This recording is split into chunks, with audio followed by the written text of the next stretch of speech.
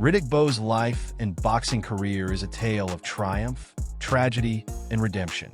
Born on August 10, 1967, as the 12th of 13 children, Bowe grew up in the tough streets of East New York, Brooklyn. His childhood was marred by personal loss. His brother, Henry, died from AIDS, and his sister, Brenda, was tragically murdered during a robbery. But amidst this hardship, Bowe found a passion for boxing. Interestingly, Bowe and fellow future boxing legend Mike Tyson shared a sixth-grade classroom in PS 396 in Brownsville, though their paths wouldn't cross in the ring. Bowe would eventually rise to boxing stardom after winning a silver medal in the super heavyweight division at the 1988 Olympics and turning professional in 1989. By 1992, his relentless dedication paid off. He became the undisputed heavyweight champion of the world, defeating the undefeated Evander Holyfield to claim the WBA, WBC, and IBF titles. That same year, he was named Fighter of the Year by the Ring magazine and the Boxing Writers Association of America, cementing his place among the sport's elite. However, controversy soon followed. In a move that stunned the boxing world, Bowe vacated the WBC title rather than face top contender Lennox Lewis, throwing the heavyweight division into chaos. In 1993, Bowe faced Holyfield again in a much-anticipated rematch, narrowly losing his titles in what would stand as his only professional defeat. But he wasn't done. In 1995, he made history by becoming the first boxer to win the heavyweight titles of all four major sanctioning bodies, WBA, WBC, IBF, and WBO, when he claimed the WBO title by defeating Herbie Hyde. Later that year, he fought Holyfield for the third time, this time winning by knockout, becoming the first man to stop the legendary Holyfield in the ring. Bowe's career, however, took a darker turn in 1996 when he engaged in two brutal fights with Andrew Golota, both of which ended in disqualification after Golota repeatedly hit Bowe with low blows. Physically and mentally drained from these encounters, he retired from boxing shortly after, though he made brief comebacks in 2004 and 2008. His legacy as a fighter remains significant. In 2015, he was inducted into the International Boxing Hall of Fame, and as of 2023, he still holds the distinction of being the last undisputed heavyweight champion from the United States. Standing tall at 6 feet 5 inches and weighing between 235 and 245 pounds in his prime, he was a formidable force in the ring, combining size, strength, and athleticism to dominate the heavyweight division.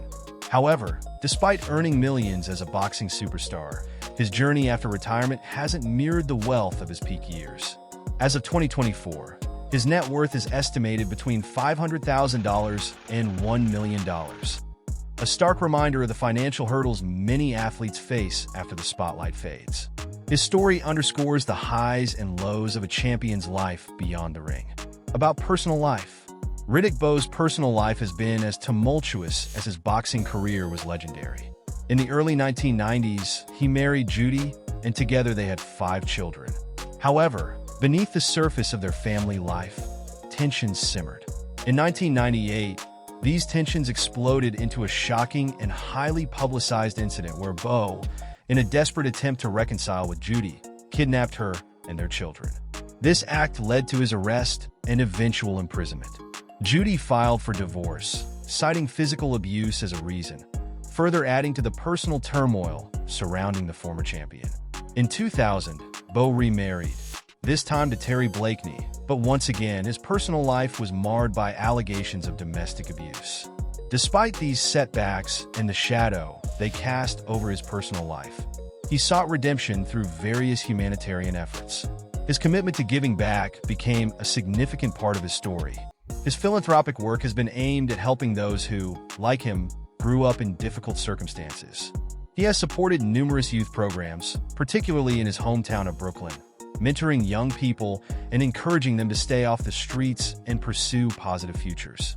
His outreach often brought him to schools and community centers, where he spoke candidly about the importance of education, discipline, and avoiding the pitfalls of crime. Beyond his work with youth, Bowe has participated in several charity events and boxing exhibitions, raising funds for causes close to his heart. His support for veterans has also been notable, as he has been involved in events that honor and assist military personnel who have served the country. His efforts to give back to his community, to mentor the next generation, and to support those in need reflect a man trying to balance his struggles with a sincere desire to make a positive impact. About professional career. Riddick Bowe's journey through boxing, from his early amateur days to becoming a world heavyweight champion, is a story filled with triumph, setbacks, and memorable moments. Bowe trained at the Bedford-Stuyvesant Boxing Association gym, where his raw talent quickly emerged. In 1984, at just 17, he knocked out James Smith in 4 seconds. His amateur career included 4 New York Golden Gloves championships and a silver medal in the 1988 Seoul Olympics. He faced Lennox Lewis in the Olympic finals, where despite dominating the first round, the fight ended controversially, with Lewis winning by stoppage, a decision disputed by many, including the commentators. After his Olympic loss, Bowe turned professional in 1989, signing with legendary trainer Eddie Futch, who saw tremendous potential in him. Bowe remained highly active early on, fighting 13 times in his debut year. He quickly climbed the ranks, defeating names like Pinklon Thomas, Burt Cooper, and Tyrell Biggs. His rise led to a shot at the undisputed heavyweight title against Evander Holyfield in November 1992. In what became an instant classic, Bowe won a unanimous decision in a fight crowned by a brutal 10th round, which was later named Ring Magazine's Round of the Year. His rivalry with Lennox Lewis, which began in the Olympics, lingered in his professional career. Negotiations for a showdown between them soured, leading Bowe to famously dump his WBC belt into a trash can during a press conference, symbolically relinquishing the title rather than fight Lewis under terms he felt were unfair. His first title defense came against Michael Dokes, whom he knocked out in 1 round, followed by a second-round knockout of Jesse Ferguson. However, his rematch with Holyfield in 1993 didn't go as planned. Bowe lost the titles in a fight remembered as much for Holyfield's win as for the bizarre interruption by Fan Man, a parachutist who crashed into the ring mid-fight. After losing the belts, he went on a comeback trail, defeating names like Larry Donald and Herbie Hyde, reclaiming the WBO heavyweight title.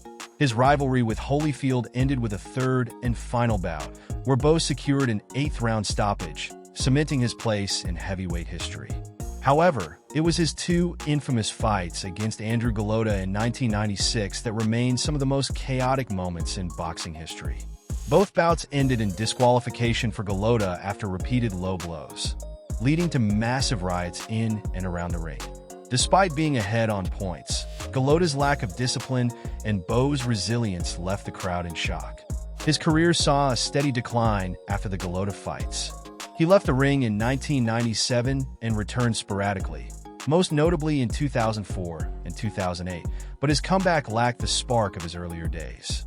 Along the way, Bowe faced personal and financial struggles, including a bankruptcy filing in 2005. After his controversial bouts with Andrew Golota, he made a surprising career move by joining the United States Marine Corps Reserve in 1997. His decision stemmed from a desire to make his mother proud and to rededicate himself to training before returning to boxing. However, his stint in the Marines was short-lived. After only 3 days of intense physical training at the Marine Corps Recruit Depot in Paris Island, he realized that military life wasn't for him and decided to quit, marking an unexpected detour in his life. In March 2013, Bowe attempted another bold transition, this time into the world of kickboxing. Under the tutelage of Muay Thai trainers Crew Air Fanthip and Crew Chan in Las Vegas, he prepared for his debut fight against Levgen Golovin for the WPMF Super Heavyweight World title. However, the fight, which took place in Pattaya, Thailand on June 14, 2013, was a tough challenge for the former boxing champion. Bowe was knocked down 5 times by leg kicks, and the match was stopped midway through the second round, bringing a swift and difficult end to his brief kickboxing career. Later that same year, he announced yet another career pivot, revealing plans to become a professional wrestler. He began training to make his debut for the UK-based Preston City Wrestling Organization, with his first match scheduled for March 1, 2014. However, this venture also stalled when a disagreement with his new agent caused PCW to cancel Bowe's appearance. ending his wrestling aspirations before they could take off. Despite these post-boxing setbacks, Bowe's influence reached beyond the ring. In 1993, he became the star of the video game Riddick Bowe Boxing, which was released on various platforms and further solidified his status in pop culture.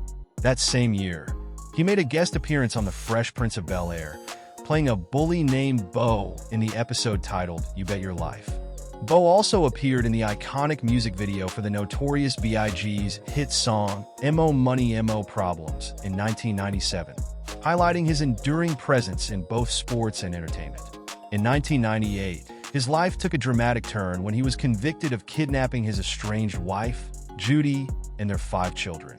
In a desperate attempt to win back his family, Bowe armed himself with a knife, handcuffs, and pepper spray, forcing them into a vehicle and driving toward his Maryland home. The situation escalated when he stabbed his wife during the ordeal, but police caught up with him in Virginia and rescued his family. Bowe pleaded guilty to interstate domestic violence and served 17 months in federal prison. His troubles didn't end there. Just 3 years later, he was arrested again after a domestic dispute with his new wife. About his legacy and reputation. In the boxing ring, Riddick Bowe's career was filled with promise. He finished with an impressive 43 wins, 1 loss, and 33 knockouts, showcasing his powerful jab, sharp combinations, and in-fighting prowess. His epic trilogy with Evander Holyfield, particularly their first fight in 1992, remains one of the greatest heavyweight clashes in history. Bowe even made history as the first heavyweight to hold all 4 major world titles: WBA, WBC, IBF, and WBO. Yet despite these achievements, Bowe's legacy is marred by what many saw as wasted potential. His refusal to face Lennox Lewis, which fractured the heavyweight division, and his choice of easier opponents while champion, led to widespread criticism. His trainer, Eddie Futch, often lamented that Bowe never regained the physical condition he had after winning the title from Holyfield. In 2017, The Ring magazine ranked Bowe the 19th greatest heavyweight of all time, calling him of super talent, but also of super waste for not fully living up to his natural ability. He may have finished his career with only 1 loss, but his untapped potential haunts his legacy, reminding fans of what could have been had he maintained the discipline to stay at the top. Still, he remains a pivotal figure in heavyweight boxing, forever linked to one of the sport's greatest rivalries with Holyfield. About his house and cars, Riddick Bowe, the former undisputed heavyweight champion, lives in Fort Washington, Maryland, in a home that reflects his legendary status. Spacious and luxurious, it's a fitting residence for a boxing icon. Known for his appreciation of luxury vehicles, Bowe has enjoyed a range of high-end cars throughout his career. His collection has reportedly included iconic brands like Rolls-Royce, celebrated for its elegance, and the Mercedes-Benz S-Class, renowned for comfort and cutting-edge technology. He's also been associated with Bentley for its mix of luxury and performance, and the Cadillac Escalade, valued for its spaciousness and premium features.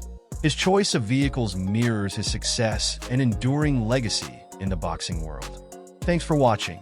For more thrilling boxing stories, check out our biography of Evander Holyfield and other legendary fighters. Don't forget to like, comment, and subscribe for more knockout content. Stay tuned for more epic boxing tales.